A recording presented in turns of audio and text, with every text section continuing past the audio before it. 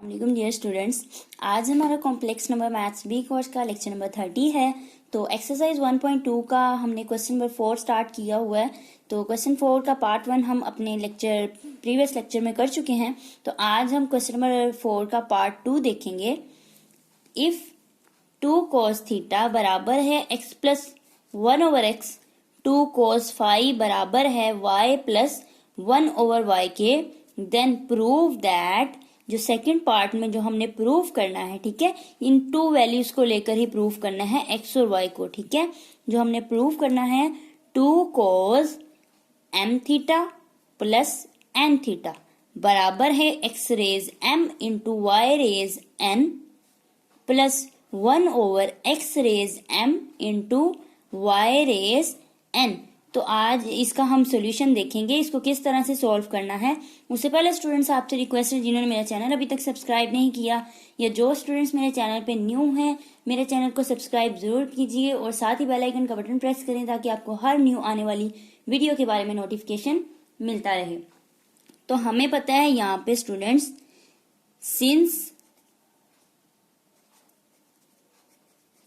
x किसके बराबर है, cos theta plus iota sine theta.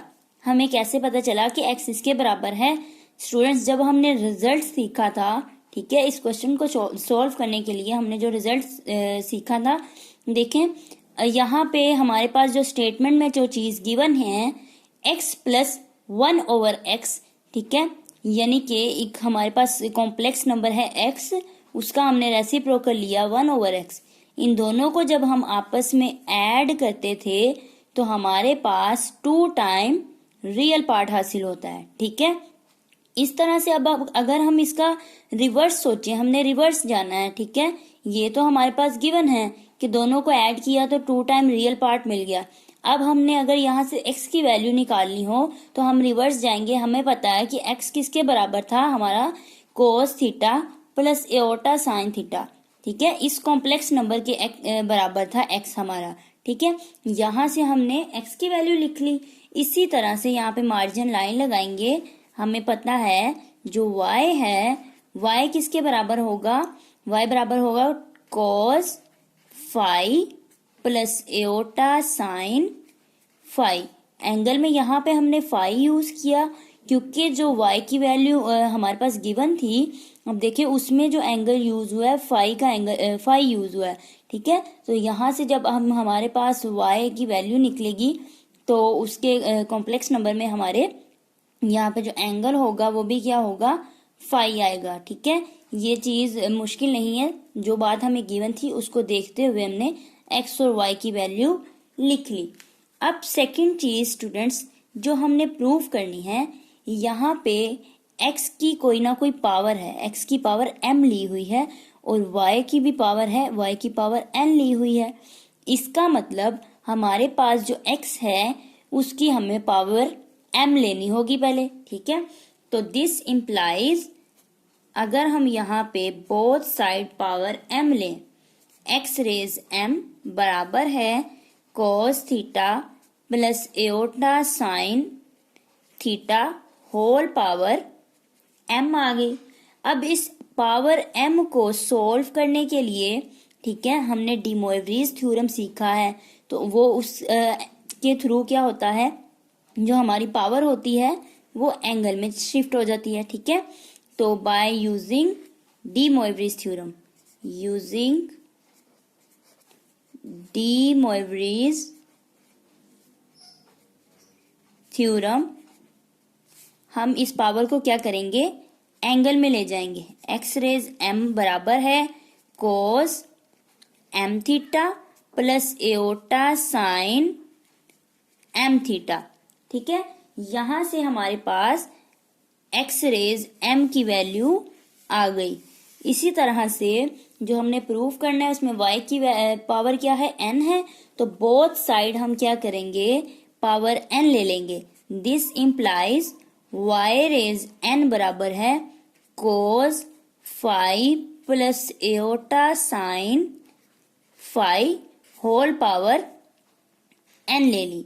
अब इस पावर को हम एंगल में लेके जाएंगे bye using De Moivre's theorem. तो दिस इम्प्लाइज, यहाँ पे आप लोग खुद लिख लीजिएगा, ठीक है, कि डी मोइवरीज थ्योरम को यूज करते हुए हम इस पावर को क्या कर रहे हैं, एंगल में लेके जा रहे हैं। y रेज n बराबर है cos n phi plus iota sine n phi, ठीक है। ये जो हमारे पास पावर थी एंगल में चली गई, ये हमारे y रेज n की वैल्यू आ गई, ठीक है। अब नंबर 3 पे कि हमने पावर तो ले ली, अब ये दोनों आपस में मल्टीप्लाई भी हो रहे हैं, x और y, यानी कि इसका हमें प्रोडक्ट फाइंड करना है अब, ठीक है। अब हम इसका प्रोडक्ट फाइंड कर लेते हैं। Now x raise m into y raise n किसके बराबर है, x रेज m की जो वैल्यू है उसको लिख लेते हैं cos m theta plus iota sine m theta into y raise n की जो वैल्यू है cos n phi plus iota sine n phi. y raise n की भी वैल्यू हमने लिख ली। अब दोनों का प्रोडक्ट रूल, चूंकि ये कॉम्प्लेक्स नंबर है तो कॉम्प्लेक्स नंबर के लिए हमने प्रोडक्ट रूल सीखा हुआ है कि हमने क्या करना होता है, रियल पार्ट का जो एंगल होता है वो दूसरे कॉम्प्लेक्स नंबर के रियल पार्ट में के एंगल में ऐड करना है।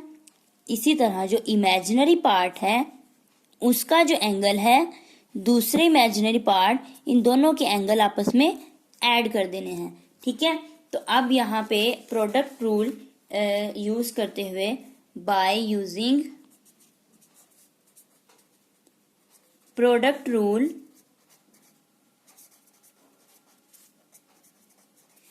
x raise m into y raise n बराबर है कोस m थीटा प्लस, और हमारे पास m फाई आ जाएगा, सॉरी n फाई था, ठीक है। जो y की वैल्यू है ये n फाई है, ठीक है। दोनों का प्रोडक्ट रूल हम कर रहे हैं, दोनों के एंगल रियल पार्ट वाले, cos m theta plus n phi. Similarly जो हमारे पास इमेजिनरी पार्ट है एओटा साइन, उसका जो एंगल है वो दोनों एंगल इमेजिनरी पार्ट के एंगल्स जो आपस में ऐड हो जाएंगे, m theta plus n phi, ठीक है। ये हमारी हो गई इक्वेशन 1। सिमिलरली हमें पता है दिस इम्प्लाइज, अगर इसका रेसिप्रोकल लिया जाए 1/x raise m into y raise n, तो वो बराबर आएगा cos m theta plus n phi minus, यहाँ पे अच्छे से हमने सीखा है कि यहाँ पे माइनस कैसे आता है, ठीक है। जिन स्टूडेंट्स को नहीं पता, जो मेरा ये वाला लेक्चर फर्स्ट टाइम देख रहे हैं, तो मेरे प्रीवियस लेक्चर लें तो उनको क्लियर हो जाएगा कि यहाँ पे किस तरह से माइनस आता है। Plus iota, sorry negative iota sine m theta plus n phi, ये हमारी इक्वेशन 2 हो गई। अब जो चीज हमने प्रूव करनी है, इन दोनों को ऐड करना है, ठीक है। ये बात क्लियरली गिवन है, ठीक है। जो चीज प्रूव करनी होती है अगर उस पर गौर किया जाए तो हमें हर स्टेप क्लियर हो जाता है कि देन हमारा नेक्स्ट स्टेप क्या होगा, ठीक है। जैसा कि हमें पता था x और y की वैल्यू हमने निकालनी है, उसके बाद x की पावर m ले ली, ये भी हमें पता चल गया प्रूफ से।